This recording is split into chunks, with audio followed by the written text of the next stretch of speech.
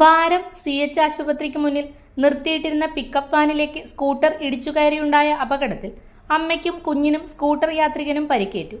ഇന്നലെ രാത്രി 8:30യോടെയായിരുന്നു അപകടം.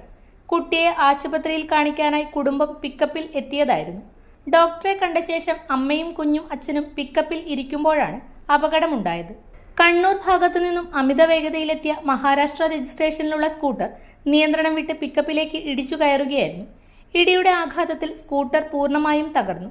സ്കൂട്ടർ യാത്രികൻ പിക്കപ്പിന്റെ ബോണറ്റിന് മുകളിലേക്ക് തെറിച്ചു വീഴുകയും ചെയ്തു. ശക്തമായ ഇടിയിൽ പിക്കപ്പിന്റെ മുൻവശത്തെ ചില്ല് തകർന്നതിനെ തുടർന്ന് ചില്ല് തെറിച്ച് അമ്മയ്ക്കും കുഞ്ഞിനും പരിക്കേറ്റു. സ്കൂട്ടർ യാത്രികനും സാരമായി പരിക്കേറ്റിട്ടുണ്ട്. പരിക്കേറ്റവരെ ഉടൻ ചാലയിലെ ആശുപത്രിയിലേക്ക് മാറ്റി. അപകട ശബ്ദം കേട്ട് ഓടിയെത്തിയ നാട്ടുകാരാണ് രക്ഷാപ്രവർത്തനങ്ങൾക്ക് നേതൃത്വം നൽകിയത്.